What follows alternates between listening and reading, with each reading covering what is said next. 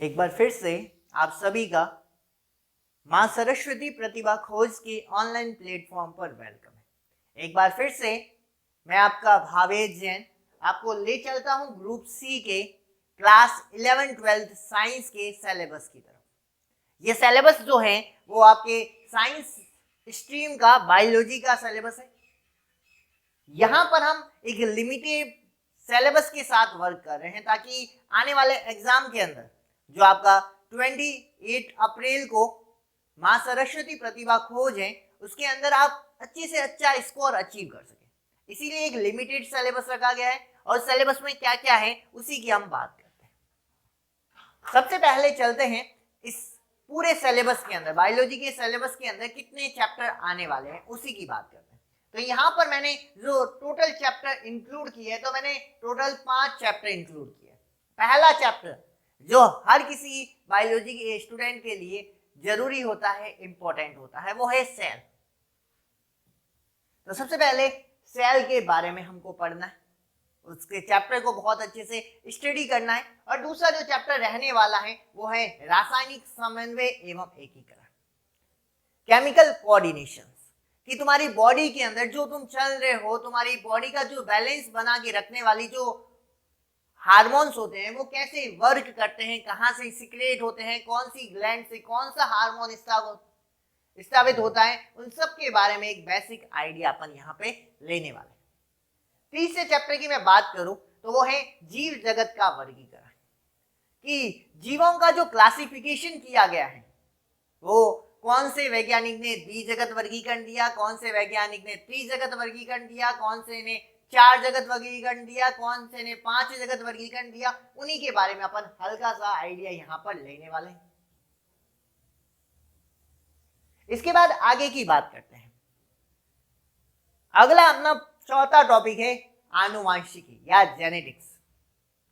Genetics तुमने 10वीं में पढ़ी है, 12th के अंदर भी टॉपिक है, तो 10वीं के लेवल को थोड़ा सा मैंने पुटअप किया है, आगे बढ़ाया है, तो वो तुम्हें हल्का सा पढ़ना पड़ेगा जो विद्यार्थी 11th के अंदर है।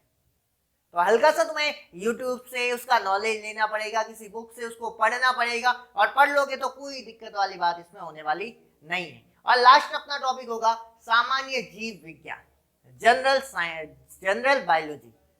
इसके अंदर कौन कौन से टॉपिक आएंगे उन्हीं को अपन बात करते हैं। सबसे पहले मैं बात करता हूं पहले चैप्टर की, चैप्टर नंबर 1 जिसका नाम है सेल या कोशिका, उसी को अपन पढ़ते हैं। सेल या कोशिका क्या होती है, तो इस कोशिका सिद्धांत को किसने दिया था और कोशिका सिद्धांत क्या था, मॉडर्न सेल थ्योरी क्या थी, उसके बारे में तुम्हें पढ़ना है। यहाँ पर 3 वैज्ञानिकों को डिटेल में स्टडी करना है। कौन से 3 वैज्ञानिक थे, साइंटिस्ट थे, वो तुम 11th की बुक के अंदर पढ़ सकते हो। इसके अलावा तुम्हें पढ़ना है कोशिका भित्ति क्या है, कोशिका झिल्ली क्या होता है, कोशिका झिल्ली का सर्वमान्य सिद्धांत क्या था, किसने दिया था, उन सब के बारे में हल्का सा आइडिया लेना है। उसके अलावा तुम्हें पढ़ना है अंतःझिल्लिका तंत्र।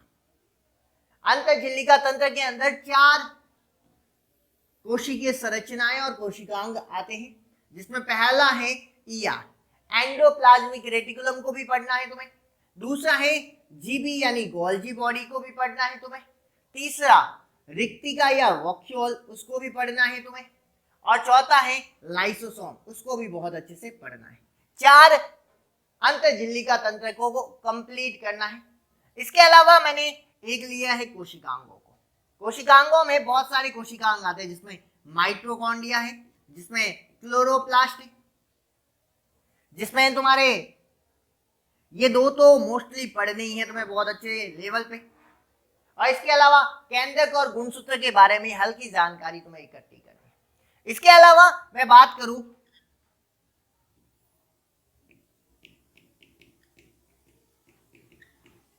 Basic of cell division. Cell division या कोशिका विभाजन कितने प्रकार का होता है उनको पढ़ना है, उनके प्रकारों को रीड करना है। आगे उनकी फेजेस को इतना ज्यादा पढ़ने की आवश्यकता नहीं है क्योंकि मैंने केवल बेसिक ही दिया है। तो ये पहले चैप्टर का रहने वाला है, जिसमें मैंने 5 टॉपिक इंक्लूड किए हैं। पहला कोशिका सिद्धांत, दूसरा कोशिका भित्ति और कोशिका झिल्ली, तीसरा अंतःझिल्लिका तंत्र, चौथा तुम्हारा कोशिकांग और 5वां है बेसिक ऑफ सेल डिवीजन। अगर तुम ये पूरा का पूरा टॉपिक बहुत अच्छे से रीड करते हो तो इससे तुम्हारे जो क्वेश्चन आने वाले हैं वो 4 क्वेश्चन आने वाले हैं, और पेपर का लेवल आपके अकॉर्डिंग ही रखा गया है, 11th क्लास के अकॉर्डिंग ही रखा गया है। अब बात करते हैं सेकंड चैप्टर की। जो सेकंड चैप्टर है तुम्हारा, जिसका नाम है रासायनिक समन्वय एवं एकीकरण, तो इसके अंदर मैंने टोटल 3 टॉपिक इंक्लूड किए हैं। पहला है सामान्य परिचय कि रासायनिक समन्वय आखिर होता क्या है, केमिकल कोऑर्डिनेशन से तात्पर्य क्या है। ये अपनी बॉडी के अंदर 2 ग्लैंड होती हैं, 2 प्रकार की ग्रंथियां होती है, एक होती है अंतःस्रावी ग्रंथि और एक होती है बाहरी स्रावी ग्रंथि। तो इसमें से हार्मोन कौन सी ग्रंथि से स्रावित होते हैं, एंजाइम कौन सी ग्रंथि से स्रावित होते हैं, ये सारी चीजें तुम्हें सामान्य इंट्रोडक्शन के अंतर्गत पढ़ना है। इसके बाद जितनी भी ग्लैंड होती है, जैसे अपने ब्रेन के आसपास, केवल इस मस्तिष्क वाले भाग के आसपास 3 ग्रंथियां होती है। पहली ग्रंथि होती है हाइपोथैलेमस, दूसरी पीयूष ग्रंथि और तीसरी पीनियल ग्रंथि।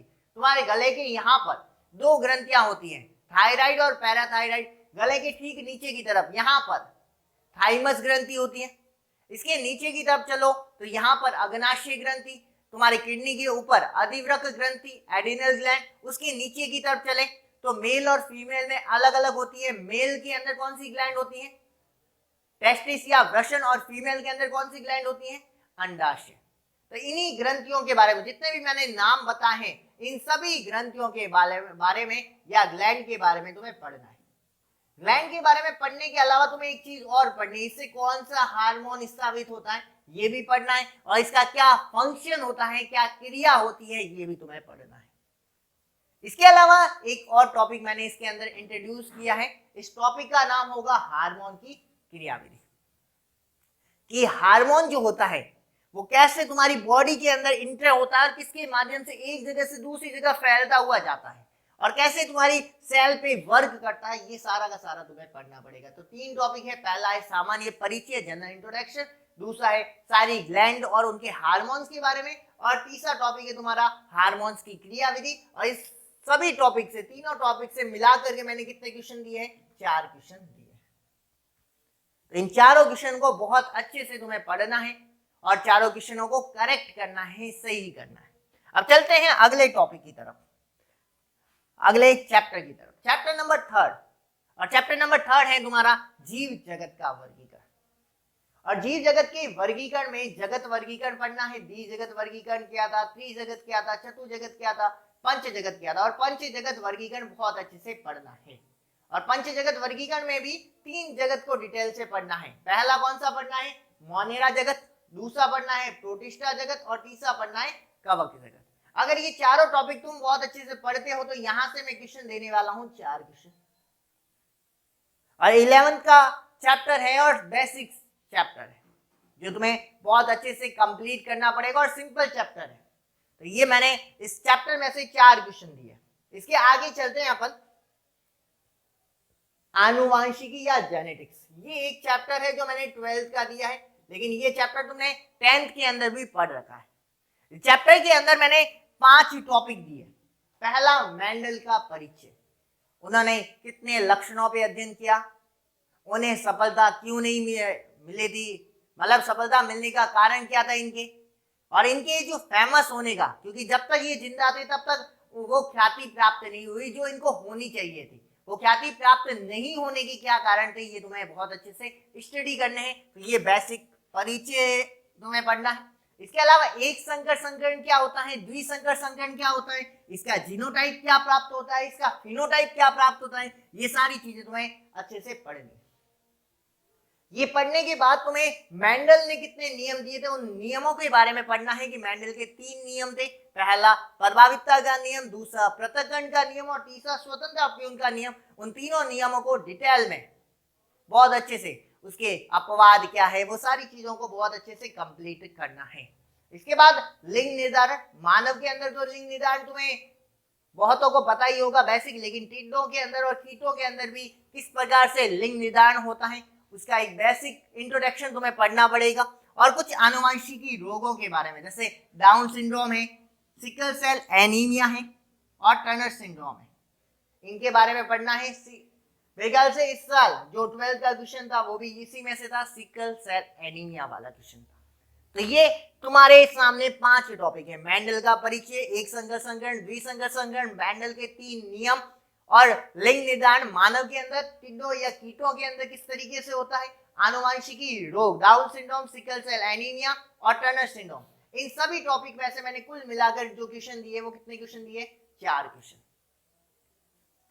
अब लास्ट चैप्टर की तरफ चलते हैं, चैप्टर नंबर 5, सामान्य बायोलॉजी या जनरल बायोलॉजी।